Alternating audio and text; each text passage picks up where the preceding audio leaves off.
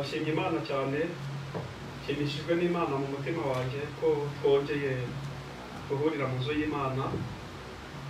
Buriya niba hari ikintu kinshimisha ukaba mu materaniro y'abera, buriya Satani ntakuriganya ukumva ntacyo bigutwaye kuba mbese utari mu materaniro abandi bateranye. Ntugire n'ako karomoro ko kuvuga ngo abandi bari mu nzu y'Imana none njye sinabonye uburyo njyayo, ntiwumve bikubabaje, ntiwumva ufite n'amatsiko yo kumenya ibyabereyeyo cyangwa ibyavugiwe mu materaniro y'abera, ujye umenya ko ufite ikibazo. Imana ishimwe cyane. Uyu munsi numva hari ikintu Imana yashyize ku mutima wanjye kugira ngo tukiganire, kandi narabisengeye ndabitekereza, ndavuga ngo umunsi nahagaze imbere y'itorero ry'Imana, ese mu by'ukuri tuzaganira iki? Numva Imana impaye amagambo, numva nk'uko nabibabwiye dukunda guterana, numva dukunda guhurira ahantu henshi, numva abantu bakunda kwitabira amateraniro y'abera. Ni ukuri twatangaza gahunda ukabona abantu bajijemo ku cyumweru, ukabona buri gihe urusengero rurimo abantu, ariko ndashaka cyangwa se Imana yampaye ijambo rivuga ngo kubaha Imana. Ntabwo kuba tukubona mu rusengero kenshi si cyo gisobanura kubaha Imana. Oya, ntabwo kubuza mu materaniro y'abera chaque dimanche, ntabwo ibyo bivuze kubaha Imana, ahubwo ko dukunda kumva amagambo y'Imana, ko dukunda kumva indirimbo, tugakunda no kuririmba. Umwanya mwabonye ukuntu twari dusimbutse turi kuririmba iriya ndirimbo ya Israel Mbonyi, ngo niba ushaka kugira ubwiza, kugira icyubahiro, nagenda bishakishe gukora ibyiza ngo adaco. Ariko ndagira ngo mbabwire ko icyo kigaragaza ko umuntu agira ate, umuntu yubaha Imana. Nashatse no kuvuga principe zirindwi zo kubaha Imana.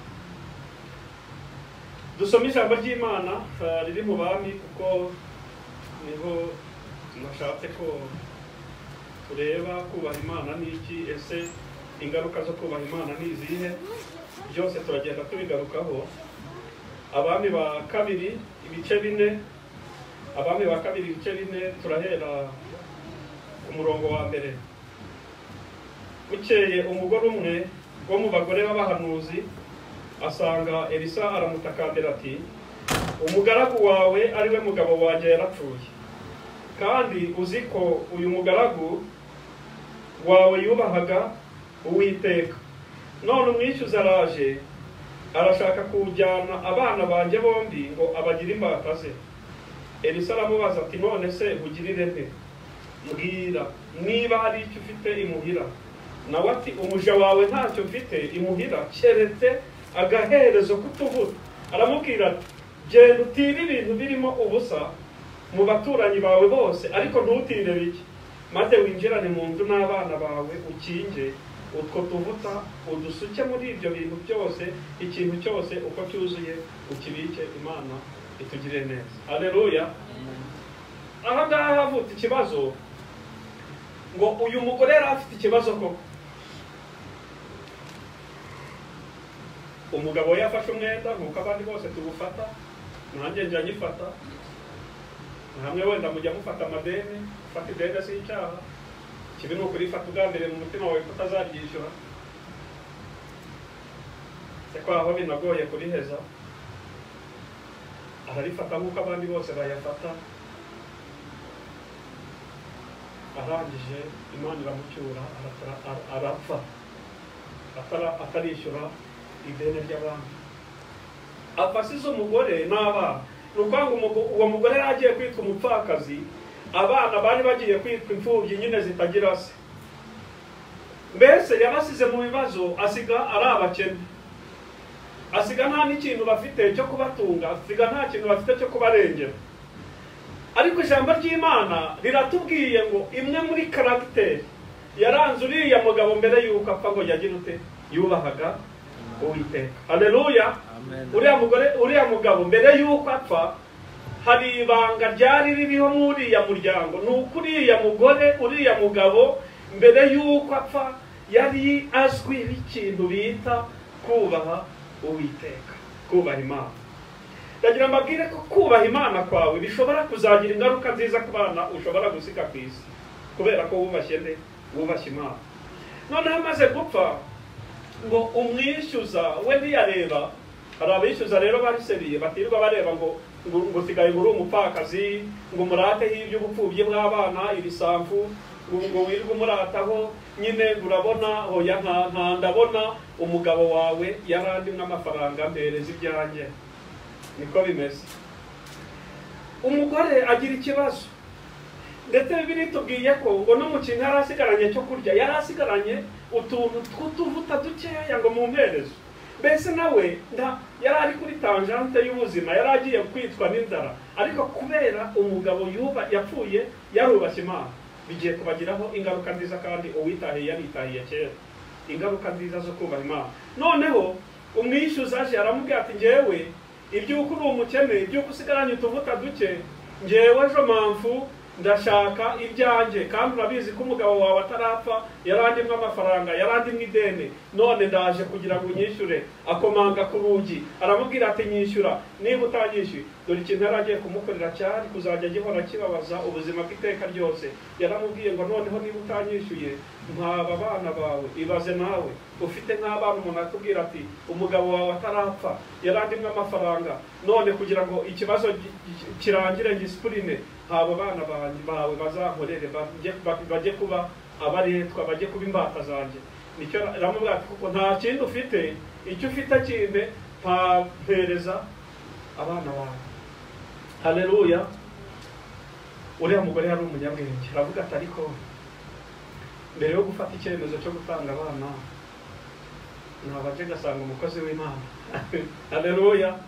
Agira gutya ayoboka umukozi w'Imana, agenda abwira Elisa, amutekereza isitwari uko imeze. Abati nyakubahwa umukozi w'Imana, umugaragu w'Imana, mfite ikibazo nsengera. Ubundi abantu kera bikoranaga imitwaro, buri cyo bimeze nk'ibyahindutse ubupfumu. Kera wasangaga umukozi w'Imana ukamubwira ati mwe mukozi w'Imana sengera, mfite ikibazo, kandi koko akagusengera nta kindi kibiri inyuma. Aragenda amubwira ati mukozi w'Imana nagize ikibazo, umugaragu wawe kandi ari we mugabo wanjye yarapfuye, asigira abana ndi kurera b'imfubyi, dore nanjye ni umupfakazi.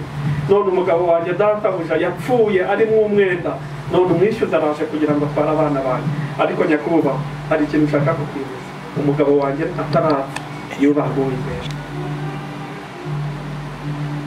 Ngo twa tuntu duke tw'utuvuta Imana iduheraho, twa tuntu dukeya cyane Imana iduheraho. Aramubwira ngo tira ibintu wuzuza inzu, ujye usukamo biruzura. Ngo noneho ngo ibintu yatiriye byose biruzura, n'ibyari mu nzu byose biruzura. Aramubwira tumva rero, genda ufate kimwe cya kabiri, genda ugurishe wishyure umwenda w'uriya mugabo, ahasigara agutungane n'iki n'abana bawe. Haleluya. Hano hari mu isomo wumvisha ko utuvuta Imana yatubuye yari adufite. Hari abantu rero barenganya Imana, ngo Imana ntiyampaye imigisha, kandi ari nawe Imana izakoresha kugira ngo ugere kuri iyo migisha. Ubundi ufite iki Imana ishobora guheraho kugira ngo iguhe umugisha kugirire neza? Aho gusenga amasengesho y'iminsi 7 uri gusaba Imana amafaranga, wasenga amasengesho y'umunsi umwe ukajya kurara amajoro utekereza ukuntu wabona amafaranga. Sinzi niba ibintu mbabwiye byumvikana. Aho gusenga amasengesho y'iminsi 7 uri gusaba amafaranga, wasenga amasengesho y'umunsi umwe 6 isigaye ukarara utekereza ukuntu wabona amafaranga. Kuko ni wowe Imana izakoresha, ikiri mu kiganza cyawe ni Imana izaheraho iguha umugisha. Ariko si ibyo nashatse kwigisha, ibyo ni isomo ukwaryo. Nje ndashaka ko twivugira gusa ku kamaro cyangwa ku kintu bita kubaha Imana. Twarakijijwe, twakiriye Yesu nk'umwami n'umukiza, ariko tugomba kumenya icyo bita kubaha Imana icyo ari cyo. Kuko kubaha Imana ntibihagije kugira ngo bakudumbure mu mazi batizwe ubundi uvuge ngo nanjye sigaye ndi umukozi w'Imana nubashye Imana. Ubwo kubaha Imana ni iki? Umuntu wahisemo kugendana n'Imana no kuba mu bushake bwayo agomba no kuyubaha byanze bikunze.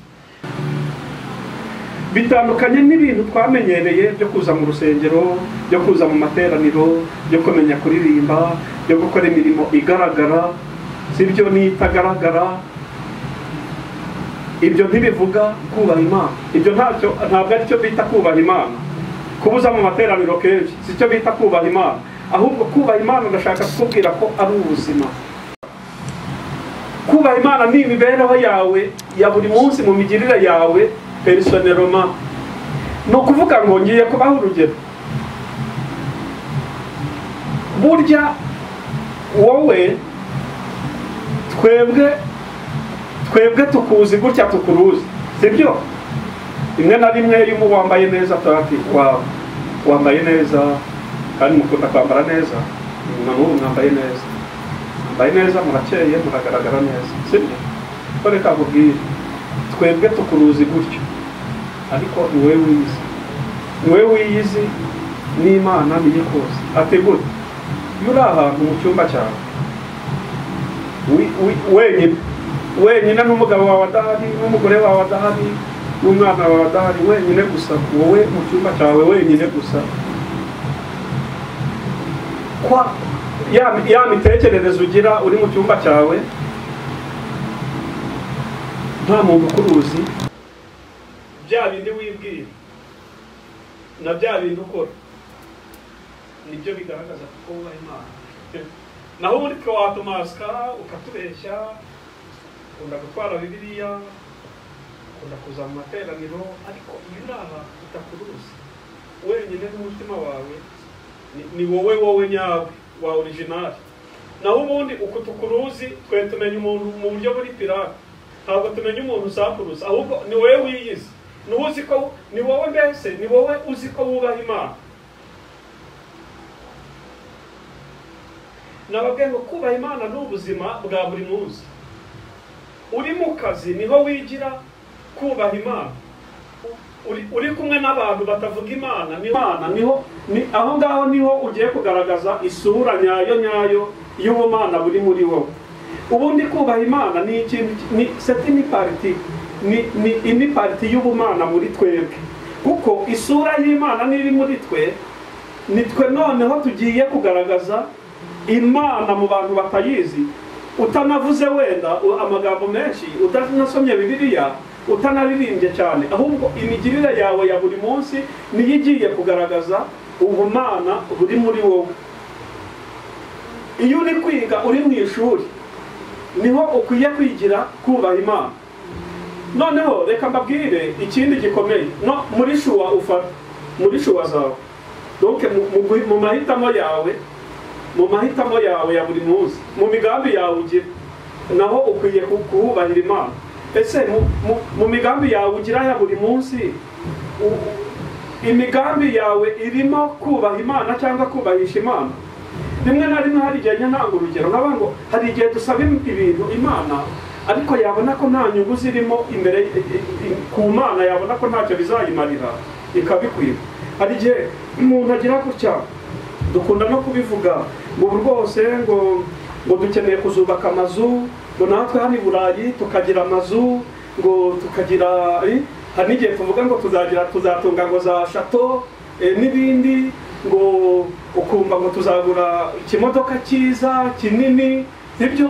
Nanjye ndi umwe mu bajya bivuga ko ndanakigura ikimodoka cyiza kinini, ariko nkibaza ubundi ikimodoka cyiza kinini ni inyungu Imana ibifitemo n'indi icyo kimodoka cyiza kinini.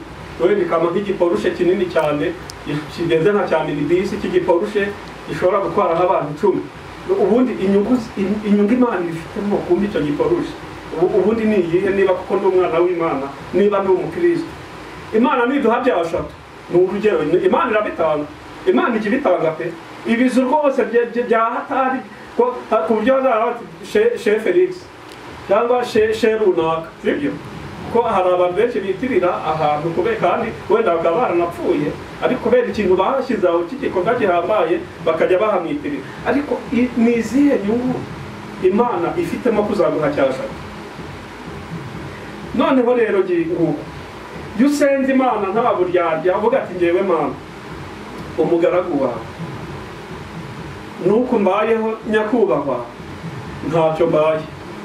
Kuko ubundi ijambo ry'Imana avuga ngo iyo kugira umutima unyuzwe, haleluya, please, iyo tubyongeyeho kugira kubaha Imana cyangwa se kubaha Imana, iyo tubyongeyeho kugira umutima unyuzwe, ngo bigira inyungu nyinshi. Haleluya. Inyungu nyinshi, ikintu cya mbere ni ukubanza kunyurwa n'uko Imana yakugize. Kuko iyo wishyize ku munzani n'abandi usanga hari benshi ubundi, kandi objective y'Imana cyangwa se intego yayo ubundi si niyo kugusumbisha abantu, ahubwo niko ishaka ko uku kuntu yakugize kugira icyo kumara mu buruta. Ndi namubyumvisha ariko murabyumvisha ndabizi, nduze mubyumvisha. Noneho ukareba ushobora kubwira Imana ati Mana nyakuba, dore n'ubundi uku mbaye uku wangize ntacyo kuntwara, n'ubundi mfite amahoro, n'ubundi ndarya, n'ubundi ndideprasa, n'ubundi mfite amaguru yanjye abiri mazima, nanagenda n'amaguru mwami, warakoze kumpa amaguru mazima, warakoze kumpa amaso mazima. Ariko ratanya kubaha Imana umpaye n'icyo gishatu, basi najya ngirira neza abantu baraye ku gasozi nkanabazana bakakiryama, basi nashyiramo n'icyumba cy'amasengesho nkajya ndarika bene data bakaza muri icyo gishatu, tugaterana tukagihimbariza mu Imana, tukavuga ngo mwami warakoze, izina ryawe nirihabwe icyubahiro. Ariko niba ari ukugira ngo wubake ikintu cy'igishatu hariya kugira wemeza abagupingaga, isha abandi bajye bakireba bamenye ko Yesu yangiriye neza, bamenye ko nanjye Imana yantabara yankura ku cyavu, abanzi bajya bagitambuka aho bahekenya amenyo, ni ukuri kose ntacyo uzabona. Ninakiguha kizakubera umuvumo aho kugira ngo kikubere umugisha. Intera yose wakagombye kugira, wakagombye kuba harimo muri shuwa zawe cyangwa mu byifuzo byawe, hakagombye kuba harimo kuzubahisha Imana. Haleluya. Mwami, numbi imodoka nini imeze neza, ifite imyanya myinshi, iri comfortable, nzajya ngira njya mpakira abantu b'Imana, mbazane gusenga abadafite ubushobozi, abakecuru, abatuye kure badafite ubushobozi bwo kugera kuri eglise, nzagenda mukajya kubashaka buri gitondo, mbazane mu nzu yawe bahimbaza izina ryawe, bamenye kugira neza. Ngira igisengesho Imana yumva. Naho niba ari ukugira ngo ujye ukicaramo wegamire uvuga ati abanzi banjye babone, reka mbabwire icyo ni icyifuzo kibi, ntabwo kirimo kubahisha Imana. Oya, ntabwo kirimo kubahisha Imana. Niyo mpamvu nababwiye ngo mu mahitamo yawe, muri decision ufata, mu byifuzo utanga, naho hakagombye kuba harimo kubaha Imana. Kubaha Imana nababwiye ngo bigaragaza ubumana muri wowe. Nigeze mbabwira, sinzi niba ari ahantu nabivugiye, iby'umusore umwe wubahaga Imana, ngo yari arimo agenda mu nzira, ngo noneho mu gihe ari kugenda aza guhura n'umukecuru ngo amugenda inyuma. Umukecuru agira gutya atora amafaranga, ngo yari ari kumwe n'umukobwa we agiye kumugurira ibishyingiranwa, umukobwa we yiteguraga gukora ubukwe. Noneho wa musore ko yubahaga Imana abonye ataye amafaranga arayatora arayabika, ariko ahita yibwira mu mutima ngo ndashaka kugaragaza, ndashaka kwereka uyu mukecuru ko hari abantu bacyubaha Imana, ndashaka kumusigira isomo ku buryo ava hariya ari kugurira biriya bintu umukobwa we ahitira mu nzu y'Imana akijijwe kubera imbuto ngiye kumwerera. Arakomeza mugenda inyuma, ariko ntabwo yari azi ko amafaranga yataye. Baragenda yinjira mu iduka, umusore amuri inyuma, atangira kumanuza ibintu, amaze kubirunda kuri kontwari agiye kwishyura, akoze mu mufuka asanga amafaranga yatakaye, asanga nta faranga na rumwe rurimo. Ararira yibaza ukuntu abigenza, yari inkwano bari bamuhaye, atese Mana ndabigenza nte, kwa yari yo amafaranga nari mfite imbere n'inyuma. Umusore amuri iruhande, noneho aramubwira ati rero, none aragenda aramwegera, aramubwira ati mukecuru amafaranga yawe naya. Umukecuru biramurenga nyine, urabyumva nawe, aravuga ati naya mwana wanjye, arayamuhereza. Noneho arishyura, amaze kwishyura rero agaruka inyuma, na wa mukobwa bari kumwe bareba wa musore baramwitegereza. Noneho umukecuru atese mwana, ni wowe Yesu bajya bavuga? Mwana wa yo, kundi sinari muzi ni wowe Yesu bajya bavuga burya yo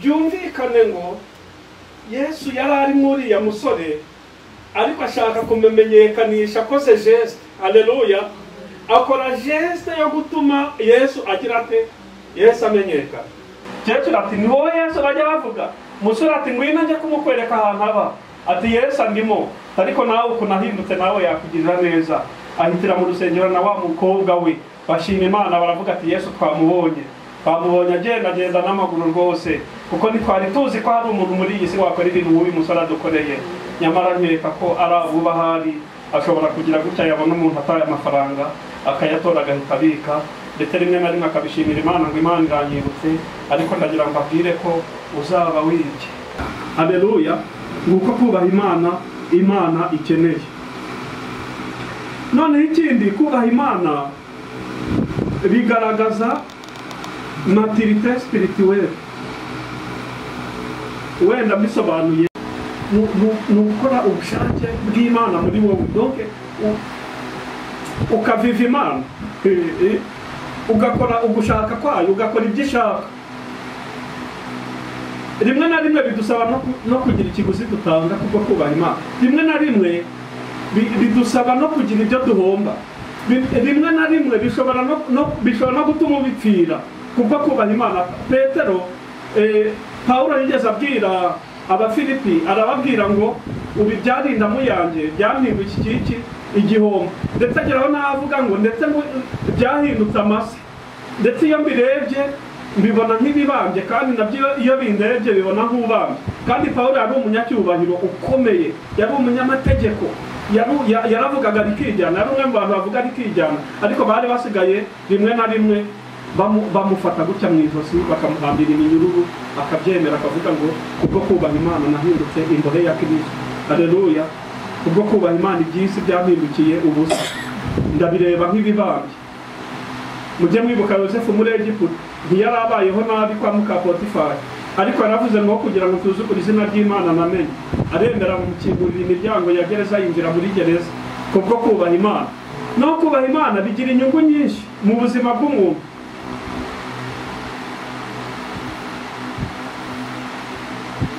twarebye wa mukecuru wari usigaranye utuvuta mu mperezo kubaha Imana bizana umugisha iyo dusomye ijambo ry'Imana rimo gutegeka kwa kabiri ibice 28 ku murongo wa mbere tuhabona amagambo avugaragaza imigisha yose ibonerwa mu ingaruka zizanwa no kubaha Imana aravuga ngo nugira umwete wo kumvira Uwiteka Imana yawe ngo no kwitondera amategeko ngo utegeke uyu munsi Imana igenda ivuga imigisha ukuntu uzagira umugisha mu majya no mu maza ukuntu hadagira umugisha imbuto zo mu nda yawe n'imyaka yo ku butaka bwawe ukuntu hazagira umugisha icyo uzagerageza gukora cyose ukuntu hazagira umugisha n'abazagukomokaho ukuntu Imana izashyira umugisha mu bigega byawe no mu byibo byawe n'imbuto z'amatungo yawe n'iz'imyaka yo mu butaka bwawe Imana igenda ivuga imigisha yose ibonerwa mu gakiza k'Imana ariko ijambo rigenda rigaragara kenshi nirivuga ngo nugira umwete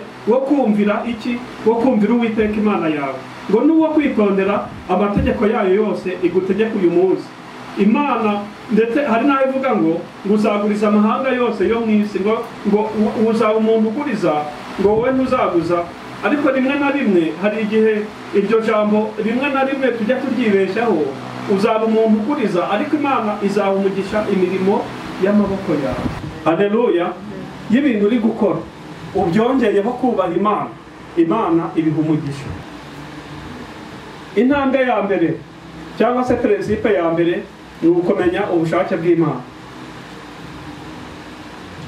nta muntu n'umwe ushobora kubaha atazi ugushaka k'uwo yubaha sibyo kugira ngo wubahe umuntu ni uko ubanza kumenya ugushaka niba uzi Imana niba Imana hari ibintu yagushyiriyeho muri Yosuwa igice cya mbere umurongo wa 8 Imana yabwiye Yosuwa ngo ibintu byose biri mu uyu muzingo w'igitabo niko Imana yabwiye Yosuwa iri kumubwira ukuntu agomba gukomera ku ijambo ryayo iramubwira ngo ni ibintu ugomba kujya wibwira n'abana banyu n'imiryango yanyu ngo mukwiye kujya mubisubiramo ngo mukabyiga kandi mukabyibwira byari ku manywa na nijoro. Nibwo uzaba uri gukora ugushaka, uzamenya icyo Imana ishaka. Kuko hano ababwiye ngo kugira ngo wubahe Imana ugomba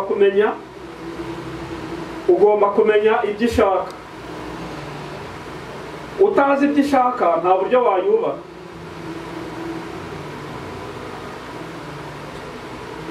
Haleluya, haleluya.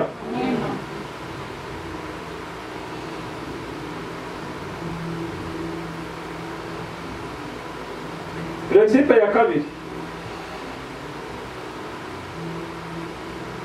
Prinsipe ya kabiri, ariko mbere yuko nyigeraho hari ibibazo ugomba kwibaza mu buzima bwawe bwa buri munsi. Buri munsi ugomba kubyibaza. Icya mbere, Uwiteka avuganye nanjye iki? Ko ndangije gusoma ijambo ry'Imana aba nasenze, kuko akenshi dukunda gusenga ariko ntiduhe umwanya Imana mu buzima bwacu ngo nayivuge. Dukunda kuyibwira gusa, tukayibwira rimwe na rimwe tukanasakuza, ariko ntutege n'amatwi ngo umenye kumva ijwi ry'Imana. Ugomba kumenya mu masengesho nsenze, mu ijambo ry'Imana ndangije gusoma, Imana ivuganye nanjye iki? Ni iki Imana ivuganye nanjye? Icya kabiri, ugomba guhora wibaza mu buzima bwawe, ni iki ngomba gukora? Ijambo ry'Imana risabye gukora iki? Imana ikubwira. Hari igihe abantu bakunda kugira za analize, umuntu agatekereza akumva ndetse n'ibintu bimurenze, ariko ndagira ngo ubwire ko udashobora kwiga Imana ngo uyishyikire ushyizemo za analize, ushyizemo ubwenge bwawe. Ndagira ngo abwire aha, iyo Aburahamu aza gushyira analize mu bintu Imana ari imubwiye, ubwo ari imubwiye ngo fata umwana wawe Isaka ujye kumunambira, kandi ari umwana umwe yari afite mu zabukuru, ari nawe Imana yamuhaye, ndetse bigoye cyane, ikamuha Sara bakuze bashaje, ariko ko ari Imana yari isohoje isezerano, ikanahindukira akaba ari imubwira ngo ako kana kawe k'ikinege ubonye mu zabukuru gafate ujye kugatambira, ujye kukantambira.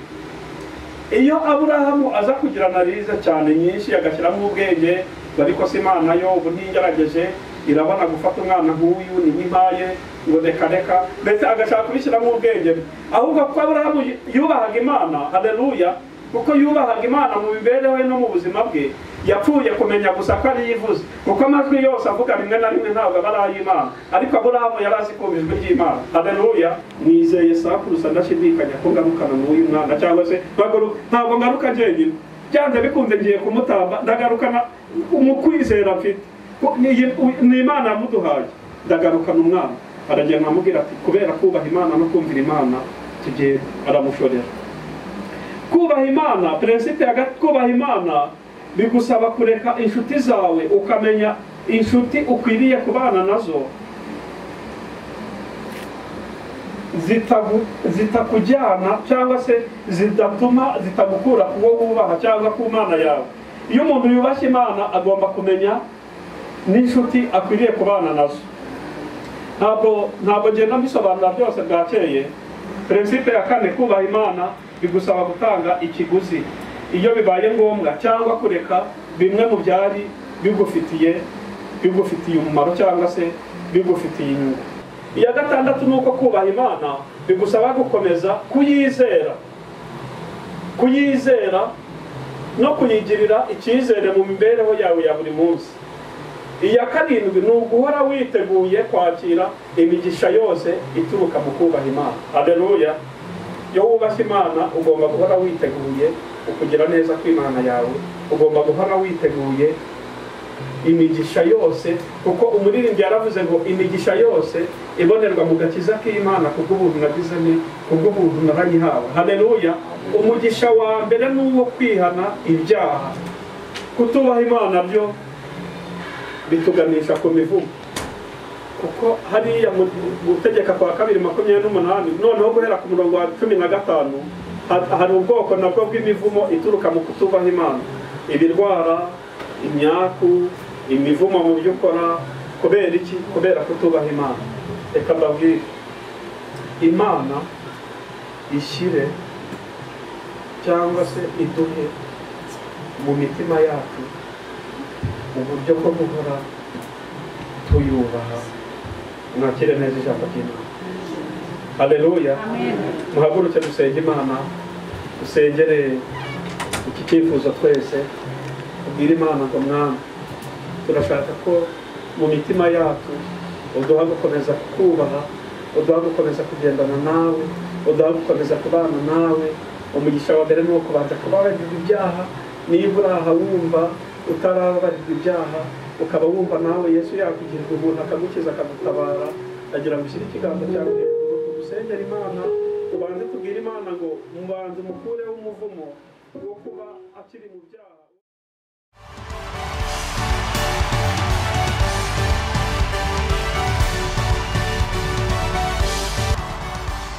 Évangéliser les mondes TV.